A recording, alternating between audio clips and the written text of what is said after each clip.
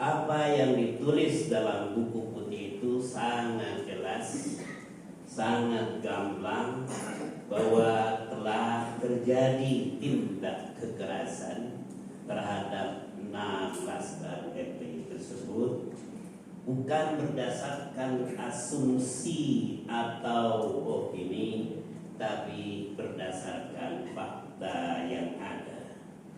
Beberapa kawan kami turun ke lapangan langsung melakukan interview kepada keluarga korban dan memberikan kesimpulan, dan semua ini ada di dalam buku putih. Nah, perlu dipahami, apabila sesuatu sudah menjadi domain publik umum, maka itu bukan lagi menjadi sebuah rahasia, bukan lagi masalah yang aneh, karena memang sudah diketahui oleh umum. Oleh karena itu, kepada Bapak Presiden, kami minta agar pemerintah serius menangani kasus ini, sehingga tidak menimbulkan pro kontra yang lebih luas di masyarakat. Bahkan kami berjanji untuk bekerja sama dengan pihak manapun juga, termasuk Komnas HAM dan kepolisian, untuk bersama-sama mencari titik terang. Tetapi apa yang terjadi berbeda dengan harapan kami. Jadi kalau Bapak menanyakan kepada kami bahwa apa yang disampaikan oleh Habib Bahar bin Smith tentang kasus pembunuhan 6 laskar FPI tersebut, menurut hemat saya itu bukan lagi opini, tapi itu adalah fakta. Dan memang saya tidak punya hubungan apa-apa dengan beliau, tapi saya bersaksi demi Allah bahwa terjadi tindak kekerasan. Tentu saja pihak yang lain ingin mencari-cari alasan, itu dapat dipahami, untuk melakukan apologistic reason, pembelaan dan lain sebagainya, dapat dimengerti. Tapi apa yang kami tulis, apa yang kami bukukan adalah hasil dari kerja dan pemantauan kami, dan kami siap untuk berdialog, untuk membahas, untuk mendiskusikan kasus ini kepada pihak manapun juga. Tapi fakta di lapangan memang menunjukkan berbeda. Oleh karena itu, sekali lagi, sebagai bangsa yang menghargai kejujuran, keadilan, dan kebenaran dalam Islam sesuai fatwa nomor 24 2017, apabila seseorang menjelaskan sesuatu berdasarkan fakta, berdasarkan evidence, maka itu tidak masuk dalam kategori riba, membuat-buat atau bohong. Makanya dalam hal ini, berkaitan dengan buku putih, berkaitan dengan pernyataan Habib Bahar Smith, saya melihatnya bukan masuk daripada riba, bukan masuk daripada namimah. Riba menyampaikan sesuatu yang terkadang tidak disenangi oleh orang lain, dan dalam teologi Islam itu dibenarkan apabila memiliki 6 syarat. Apabila orang itu merasa dizalimi, dia menyatakan bahwa dia dizalimi, dia boleh menyampaikan sesuatu itu. Yang kedua adalah mu'arrafan, kondisinya sudah diketahui oleh publik, maka itu bukan lagi ghibah. Yang ketiga adalah muhdziran, memberikan peringatan kepada orang lain agar berhati-hati akan bahaya Yang keempat adalah mujahirul fisqi, juga memberikan warning agar jangan terlibat dalam sesuatu yang abu-abu. Kemudian yang kelima adalah mustaftin, orang yang minta pendapat tentang ghibah. Dan yang keenam talabul i'anah li izalati munkarin, untuk minta dukungan atau bantuan dalam rangka menghapuskan kemungkaran dan kezaliman.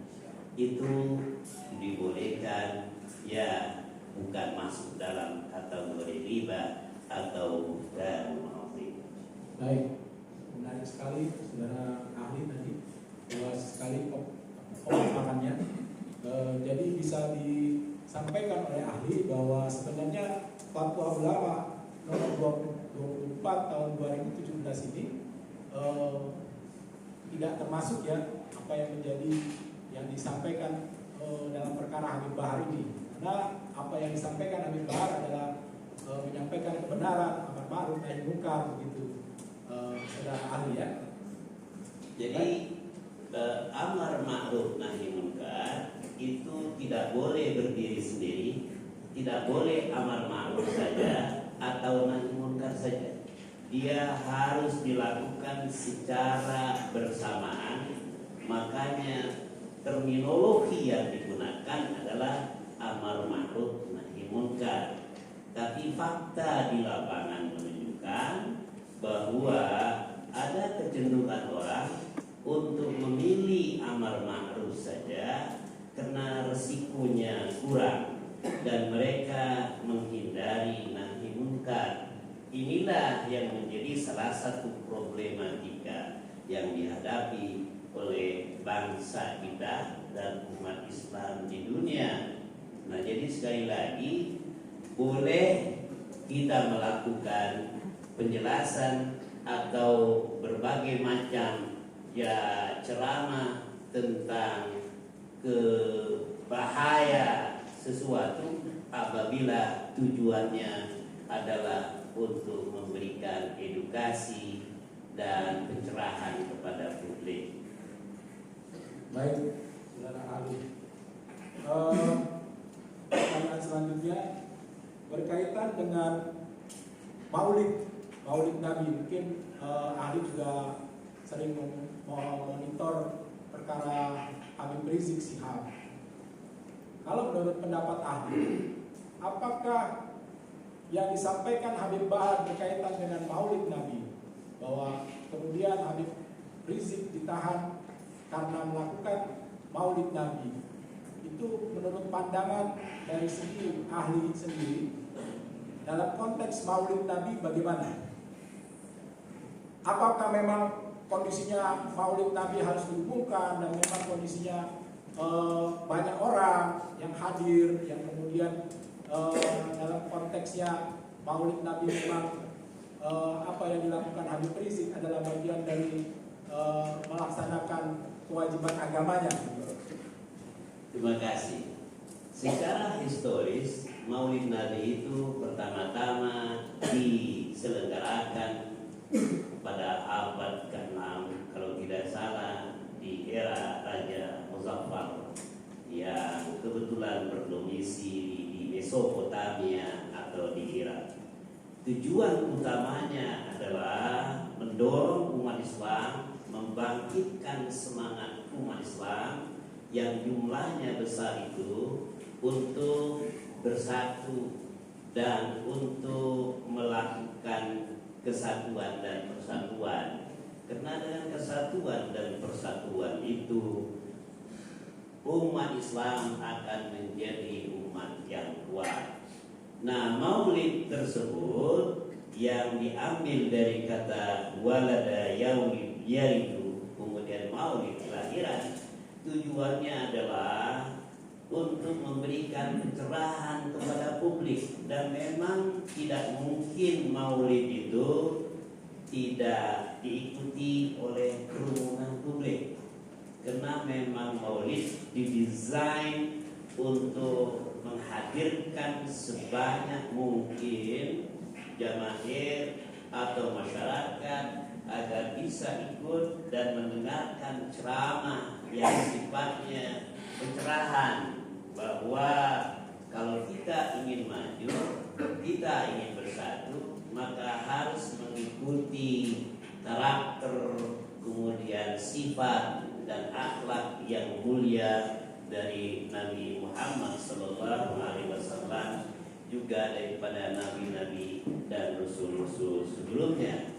Jadi tidak bisa dipisahkan, la yumkinu faslu baina tajamu wa al-ihtifal bil maulid. Tidak mungkin dipisahkan antara kerumunan dengan peringatan maulid Nabi tersebut. Itu sesuatu yang integral, yang integratif.